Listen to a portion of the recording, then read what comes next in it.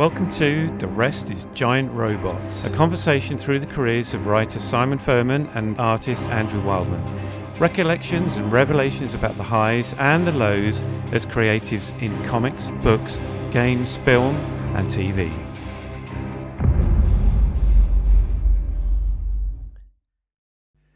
Welcome to episode 43 of The Rest is Giant Robots. My name's Andrew Wildman. And my name is Simon Furman.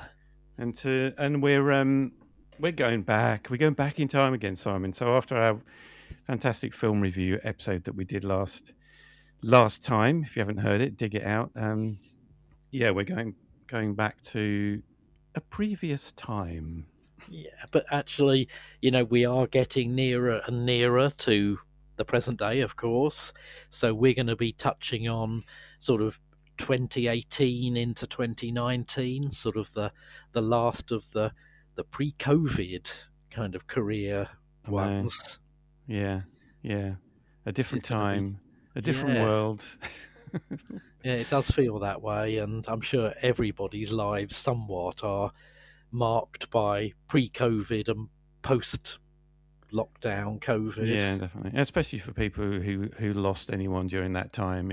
It's indelibly marked on their lives. The other thing that's really weird about getting through that, not that we're talking about COVID at the moment, because that'll probably be the next episode. Yes, but it is a very different world, and but in some ways it's not as different as it could have been, because going into COVID, and then there was so much kind of sense of community and mutual support and respect and everything, and we were like, oh, this has changed the world. It's like it's almost like an enlightenment. It's fantastic. And now look at us.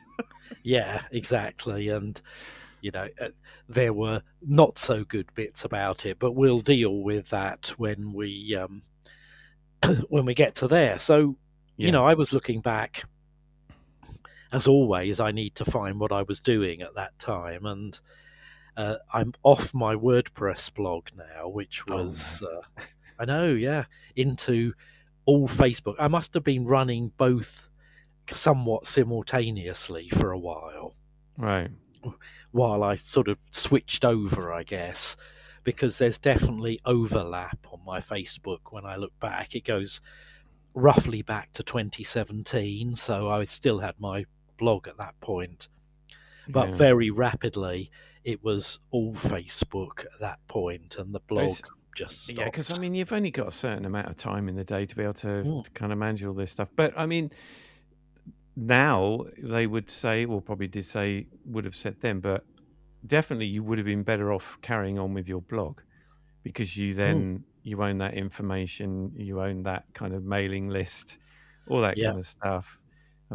Social media is so I don't know what the word is, but it can come and go overnight. Not just in terms of the whole thing imploding, but in terms of the algorithms, having people see your content. You just don't know. It's a real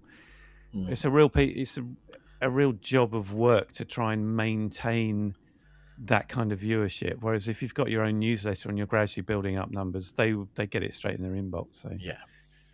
Well, at some point, we'll have to see how long this podcast goes on. But, even afterwards, I'd quite like to go back to something like a blog or a more informal, less social media-y sort of place just to drop stuff in. And anyway, we'll talk about that. But obviously, we've still got lots to talk about. So. Yes. So what were you up to? Let's start with you. What were you up to around sort of 2018? So I had the same challenge. It's like, how can I find out what on earth I was doing back in 2018? So the only way I could do it was to go back through my emails to see who I was communicating with at that time. So that's always interesting because, because of work, I could see what's happening on. But the other one was, I did the social media thing. I didn't look at Facebook, but I just scrolled all the way back through Instagram to see what I was posting on there. And there were some real standout things for me. So the first thing really, apart from just inane, pointless content that I was posting. But the first thing, April the 2nd, 2018, was when my TV show Shane the Chef launched on Oh, Milkshake, Channel wow. 5. Yeah. Oh, So, yeah. so So that we'd was a been big working on that for a long time. I mean, that thing. was, if I think back to when I probably first came up with the idea after a comment that Leslie made one Easter, I think it was, which must have been at least 10 years prior to that, if not more. First came up with that idea, like I say, 10, 15 years prior to that. And then it went through various iterations, and I had conversations with all sorts of different people in TV. It was optioned by a production company probably in 2000. Originally, it was optioned by a production company in 2005, I think it was. And they tried to pitch it at the BBC. It almost got picked up, but then BBC decided not to. And then it kind of rested in limbo, and then it got picked up by a company called Target Entertainment who wanted to promote it. Then the two people who were handling it were left Target Entertainment and to set up their own company, and Target let them take what was then called Jeff the Chef with them, and then they were the ones that did all the hard work to get it placed. And then April 2018, Shane, as he was then rechristened, appeared on TV. So that was massive for me to have a TV show, a kids TV show. Amazing. So the year kind of, I guess the year prior to that, I would have been in Cardiff working on the show. Yeah. Who did the writing on that? It was Simon Jowett. You probably know Simon, yes. do you? Yeah. I'd met Simon many years before. He wrote a very short Doctor Who comic strip, British Doctor Who comic strip for Marvel that I illustrated. That was my first kind of encounter with him, and I had met him, but he wasn't somebody that I kept in touch with because he wasn't that much part of the comic scene. But when I was working on a TV show in London, the first thing I ever worked in, which you introduced me to with David Friedman, that was on Legend of the Dragon. Yeah. And I mentioned this idea of this TV show for kids about a cook, a chef who owns a little restaurant. And he said, "Who's writing it?" And I said, "Well, I've put a treatment together myself." And he said, "I've got a writer. I know a writer who I think, would do a really good job on it." And so he mentioned Simon. I said, I think I know him. I know Simon Jowett. Anyway, so I met with Simon, and since doing a little bit of comics in the early days, he'd gone on to write Bob the Builder and all sorts of stuff. His whole career was in TV preschool shows. So then we kind of, created it together. Even before it was picked up by anyone, we were working on it together, just putting a pitch Bible together. Didn't you and he work on that weird Wild West one, or whatever it was called? No, that was Jason Cobley. Oh, that's right. Yes. Yeah. Jason was very active in the small press world. He did a thing called Captain Bulldog. Right. Captain Bulldog, yeah. He did a lot of that kind of stuff. I just met him at we were together at a convention. I don't know when that would have been, in Bristol, one of the Bristol conventions. And Jason, who I got to know really well after that, I didn't know who he was, but he just walked past our table. We were sitting at a table together, and he was wearing a Marillion T-shirt. And when one Marillion fan sees another, it's a wonderful, rare experience, So I saw this guy walk past, and then I just got out from my table, and I thought, I'm going to follow him, find out who he is, And then he went and sat down at his table. So it's like, oh, okay. So he's obviously into the comics world as well. And we just struck up a conversation, and then that led to a long-term friendship and Frontier, the Weird Wild West, which was serialized in the DFC, which eventually became the Phoenix comic. published in Mm. Oxford. So they ran that, and then it was put together as a very slim hardback graphic novel. And we pitched that to TV. We nearly got that picked up. Mm. I took it to Marcus Wilson, who was the producer on Doctor Who that I'd been working Okay. on. Showed it to him, and he was like, "I really love this," So Mm. it never got placed. It might No, do one shame. day, but yeah. And What about Shane the Chef, was it one series, two series? I can't one remember. series? And Helen and Oliver of Ho Ho Entertainment, who are the people that kind of managed all of that, they continue to push to try and get it. And it appears in little short form clips on YouTube and various things like that. So Yeah. it's still out there, but it was a very expensive show to make. Right. It was stop motion. It was originally going to be stop motion, but it was CG in the end because Mm. by the time we eventually made it, CG had advanced enough where myself and Simon Jowett thought, it could actually look really good. Whereas when we first were pitching it, it's like, we don't want it to be CG. No. CG just looks fake. Even bad stop motion still looks real because they're real models. Mm. And we want it to have that sense of realness, But yeah, so you never know. There might be a season 2 at some point. Well, it's a thing now, isn't it? Yeah. So yeah, that's great. I mean, yeah, it must have been a real thrill to have something you'd co-created or created and then co-created up on the small screen. Yeah, very good. And in other countries, when Helen would occasionally send us an episode saying, "Oh, we've just placed it in Italy. Oh, we've just placed it in whatever," so it dubbed into Italian. Just hilarious. But yeah. Definitely one of the high points of my long and unpredictable career. Yes. What about you? What was early on in 2018 for you? Well, I mean, I one of the things I found, and I realised, it was a really good comics period. My career since I was flat out on Transformers has been games and TV and many other things, but this was a fairly steady bit of comics work, and one of the first things I wanted to talk about was the Vigilant, Oh yeah. which was a series for Rebellion.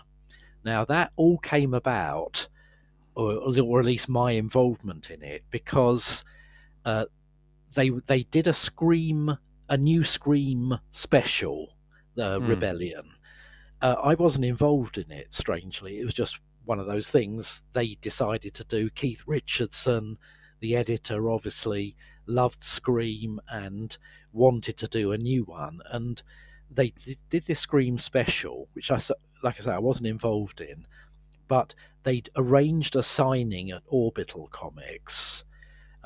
Keith and a couple of other people. Somebody dropped out, and somebody must have said, well, we know Simon, we could draft him in. Obviously he was the assistant editor on the original comic, and very nicely, they just got me on to this.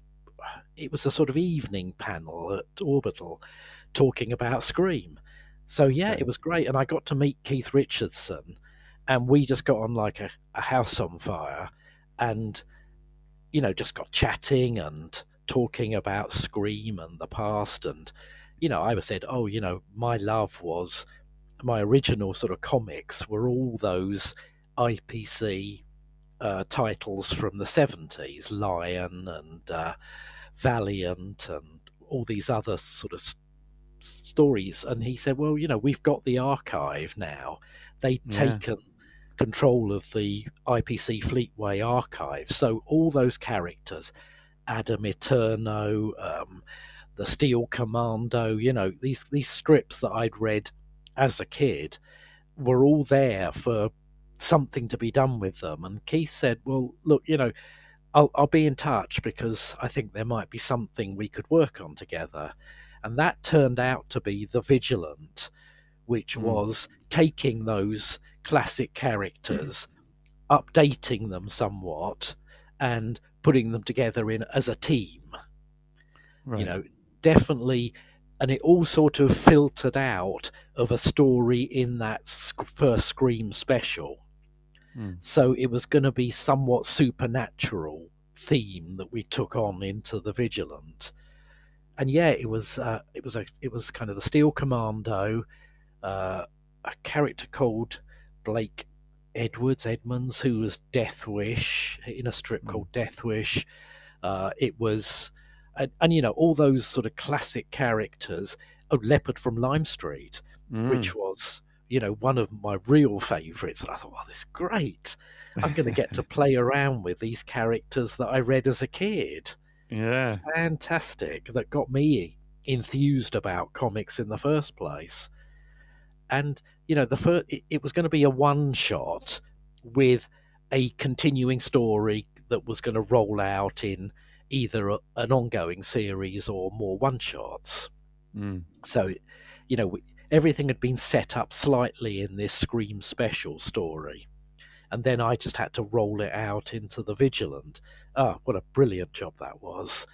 My only regret with the Vigilant is that Rebellion themselves never seemed to quite know how often to publish it. Right. So the first one shot came out. I did well. We did signings. It got quite a lot of press at the time. But then the second one, the sequel, came out about a year or so later, and so there was no momentum. Yeah. To keep people engaged with it. You just can't kind of bring them out one a year and expect everyone just to go, oh, great, here's issue 2, finally. Yeah. And then the third Vigilant story ended up being published in the magazine, the Judge Dredd magazine. So they just didn't have a kind of cohesive strategy for it, which was a shame. But what it did particularly was it sort of opened my account with Keith, Rebellion, and this IPC archive of characters. And that rolled out into various short stories. So I did a House of Dolman story for a Smash special they did, and various other things for their Treasury of British Comics annuals. So loved it to bits. And eventually, of course, it led to Leopard from Lime Street in Monster Fun, which Keith edited.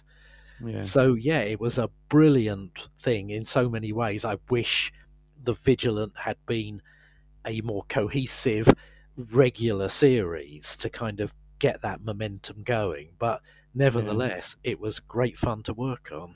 I mean, it's an interesting idea, isn't it? Taking old properties like that and putting them together. I mean, it's been done before, even sometimes just like fake ideas. Like Alan Moore used to put together what really felt like things that we'd read in our childhood but hadn't.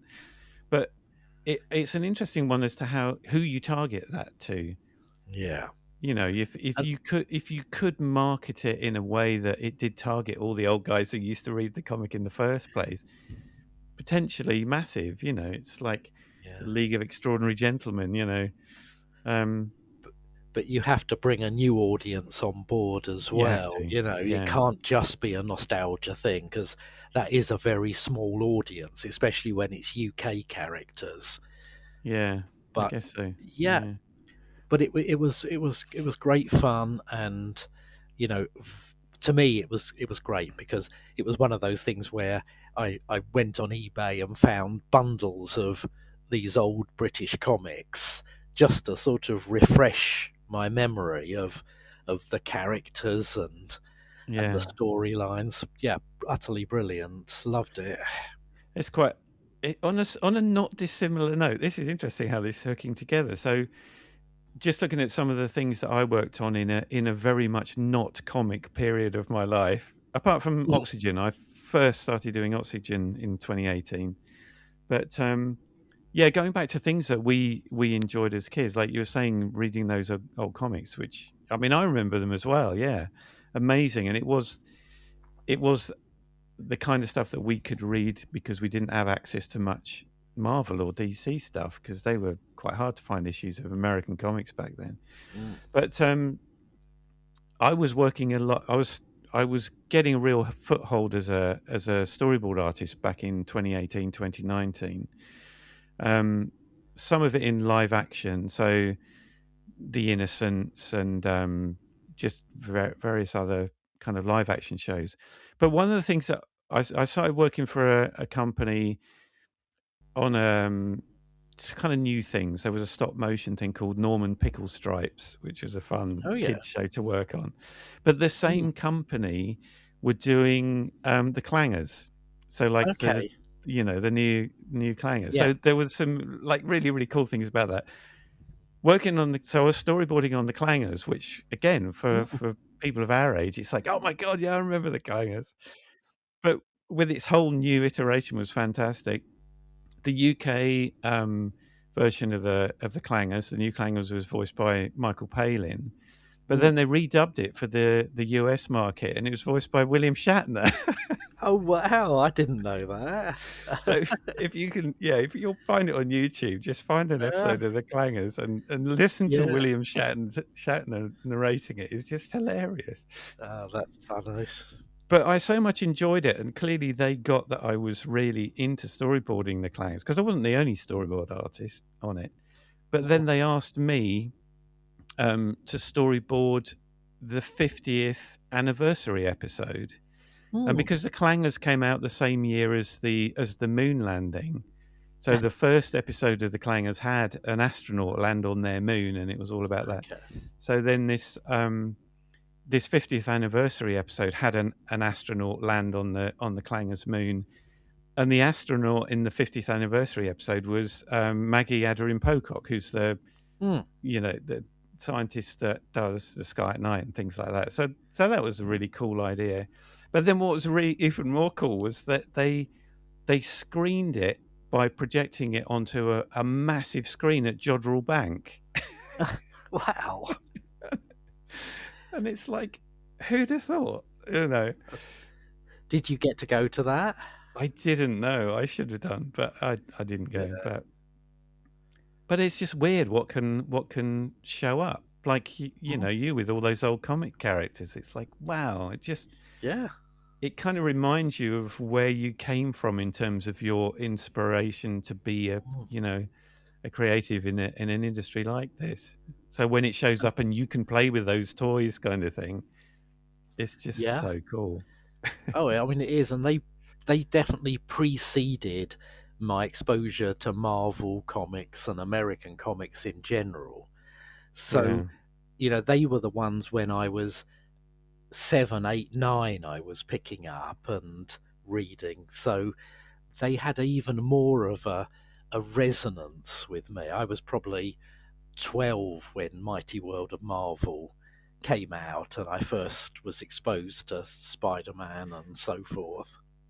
So did you not read any like American Marvel books until they came out as republished in the UK?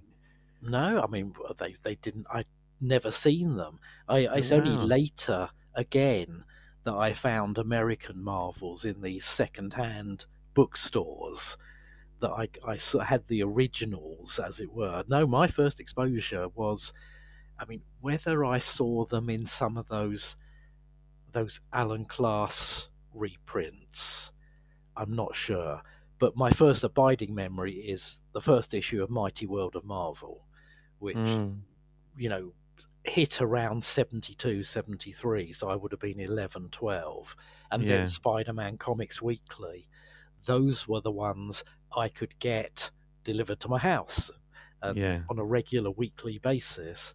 So no, that's really where it started. And before that, it was Valiant and Smash and Lion and these other IPC Fleetway titles. Yeah, and so, beautifully illustrated, most of them, weren't they, by those amazing old British artists who really knew how to draw. Yeah, and of course, everything had to be done in 2 or 3 pages. It was really condensed storytelling. Yeah. Lots of panels on a page, but it never, we didn't know any difference. So it just seemed that's the way comics are. But Yeah. yeah, the Marvel thing was a definitely a later stage in my comics reading evolution at the time. But Yeah. yeah, then it was, I sort of remember putting aside those other titles at the time and focusing right down on all the things Marvel were bringing out. Yeah. I mean, my first exposure to the Marvel stuff, I remember quite vividly. I went with my family when I was little, me and my brother and my sister and mum and dad. We went on a caravan holiday to Devon, and in the caravan park there was a little shop, just sold like bread and milk and whatever. But they had some American comics in there. That was the first Mm. I'd seen of them. But that would have been 1966, 67. Wow. Yeah, so and I'd never seen them before, and I was completely blown away. I've still got the first Marvel comic I bought. It was Avengers number 44. Okay. And so then when we Yeah. came back from our holiday and we got home, it's like I couldn't get any more. So I just Mm. had like 5 comics that I just read probably for quite a while until they did start to show up in the local newsagents, or maybe the newsagent in, a few streets away. I managed to hunt them down, but that was definitely in the kind of late 60s. Okay. Which, and I've got Spider-Man number 51, but Mm. what's amazing about that, because it's still also familiar to me, but what's amazing about that is how close to the origin of Marvel Comics that was. I mean, that was Yeah. only, you know, Yeah. 5 or 6 years after it That's all right. Well, first started. yeah. I mean, Avengers 44 is a early Marvel comic in Yeah, its yeah, history. So yeah, I mean, no, somehow they passed me by completely, the American Marvels. So yeah, I was primarily Mighty World of Marvel and all the ones that followed that. yeah. I mean, when I can remember when the Mighty World of Marvel came out, I think it was advertised on TV, and my brother went down to the newsagent and bought a copy.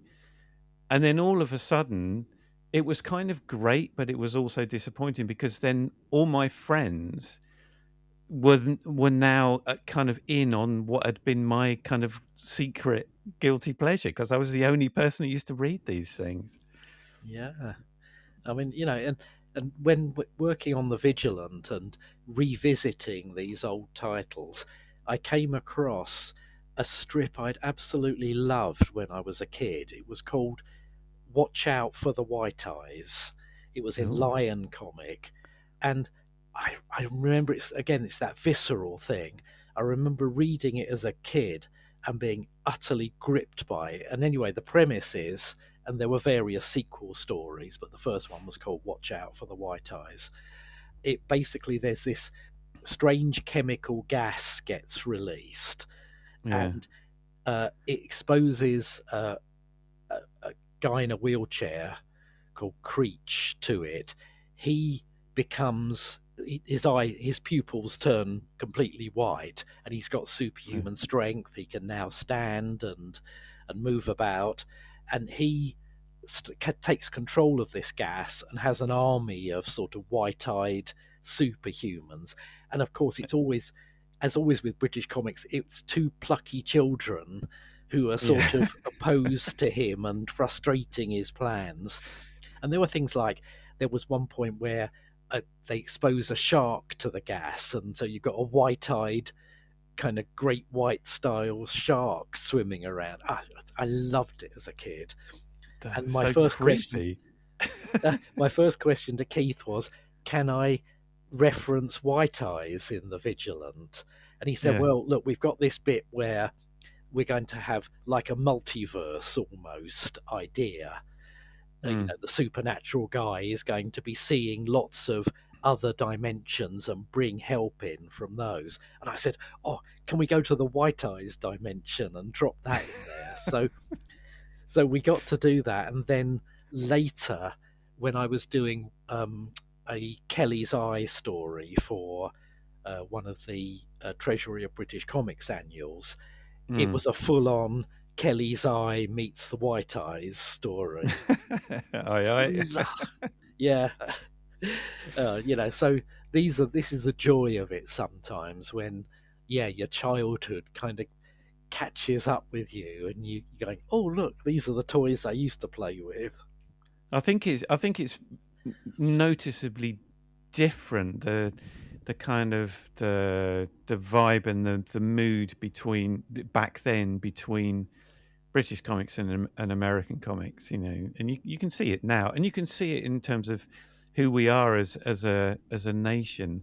American comics are all about save the day heroes, fighting and all that kind of stuff. But British comics back then had that kind of legacy of Quatermass and all that kind of stuff, where they were just creepy sci-fi horror. I mean, Doctor Who is part of that legacy as well.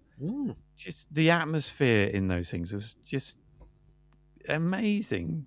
I mean, you couldn't really bring out material like that now. I think it was all very weird and slow burn in a way, wasn't it? But British comics had a very different vibe to American comics. They didn't really do superheroes as such.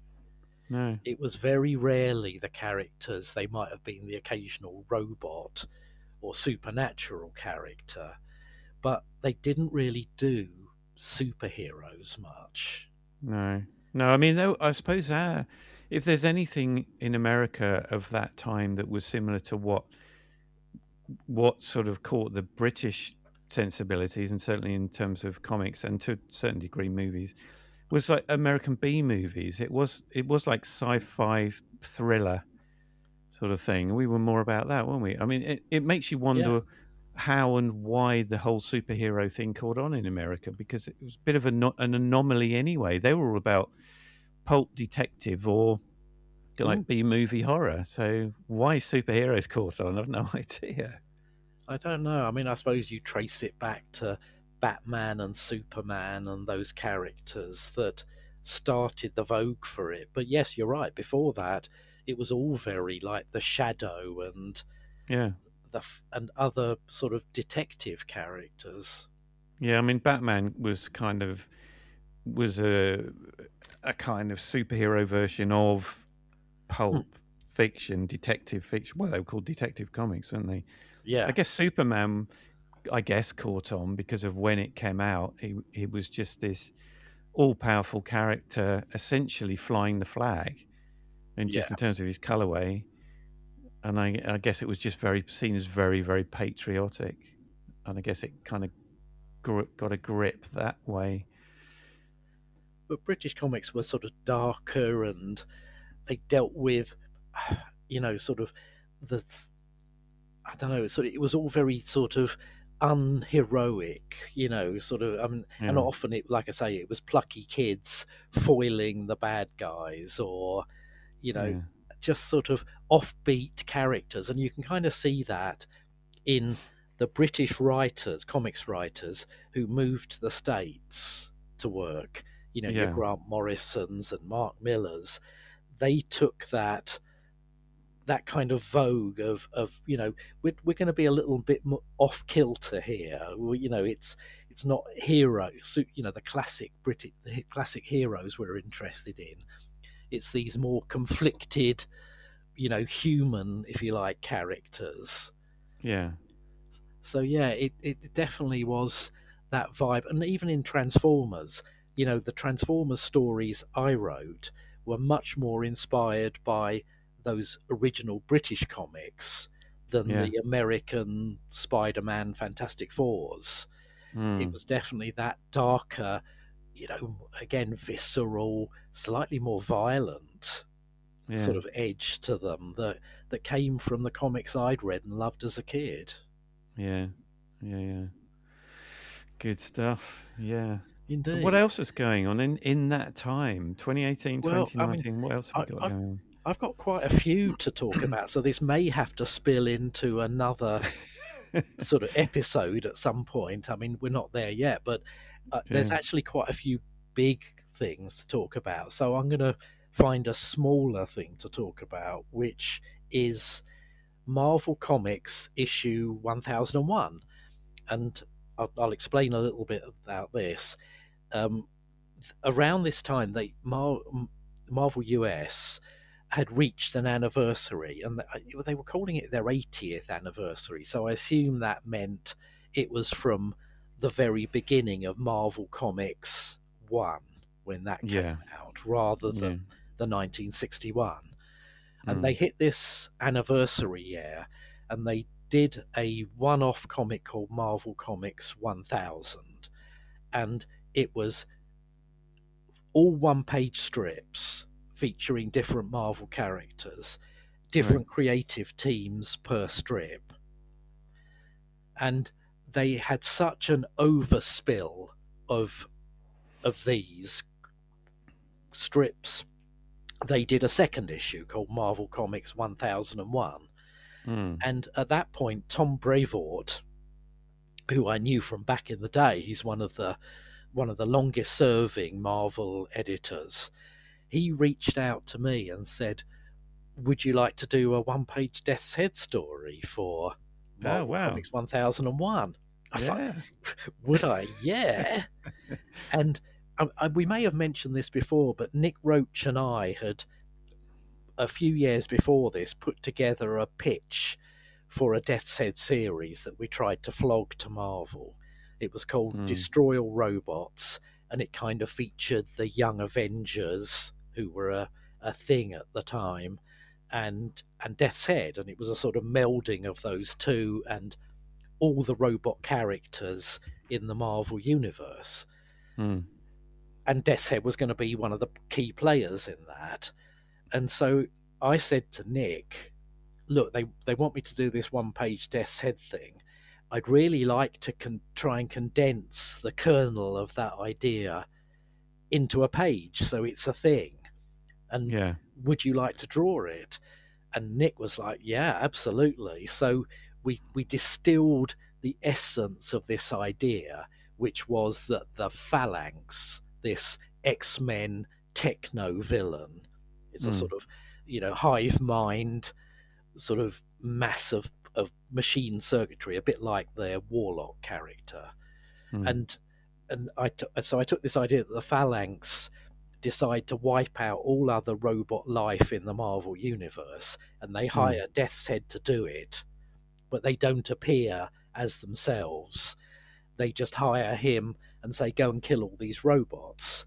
So he starts hunting down, and then there was a new Vision character in the Young Avengers who sort of illuminates Death's Head about what's really going on, and the idea that you're going to be on their list.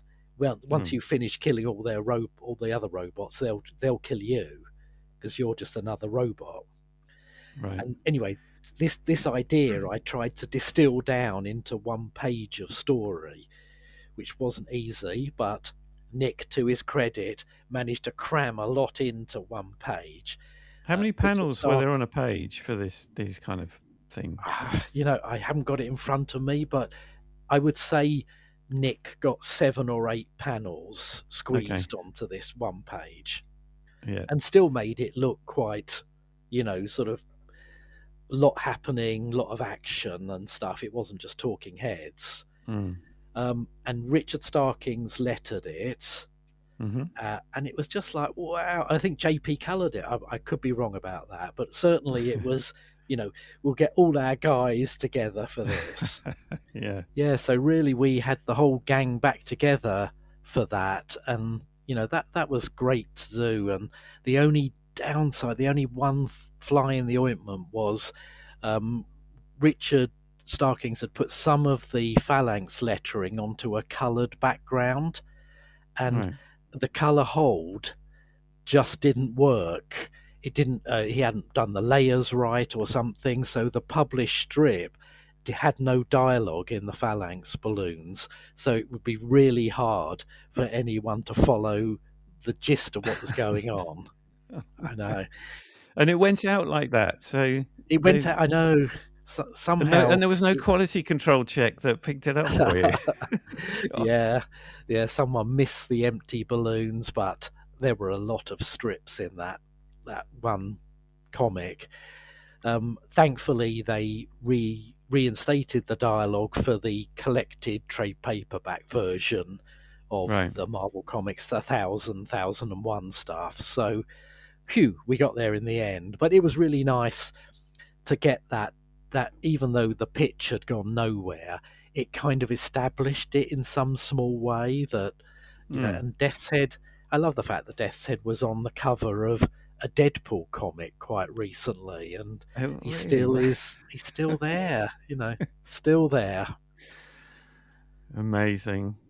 That's great though, isn't it? So that thing that you came up with all that time ago, it's so legitimately part of that whole universe. Yeah. And it was nice. It was really nice of Tom Brevoort to reach out to me and say, you know, would you like to do this? Because it did feel like, wow, I mean, you know, we're a proper part of the Marvel US universe here, not just some British character.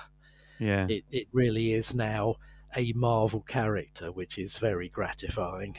Anything else you want to?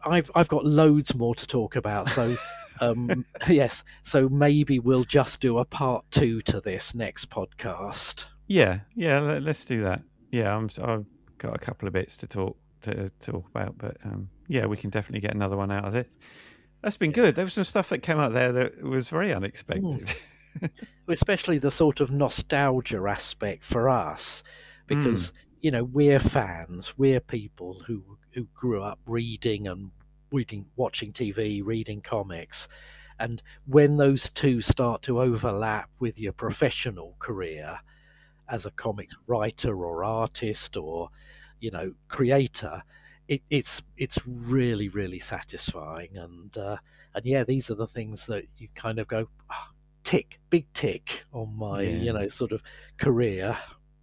Yeah, and sometimes they're unexpected, like a big Clangers tick. Yes, absolutely. That was never going to be a thing, and then it was. Yeah. And, you know, as always, you know, obviously Transformers is the thing that's underpinned most of my career, but it's some of these other things that have the most resonance for me because it is the stuff I grew up reading, watching. Yeah, very much so. It is nice to do that, isn't it? It's almost like acknowledging your kind of child self's willingness to absorb all that wonderful content back then.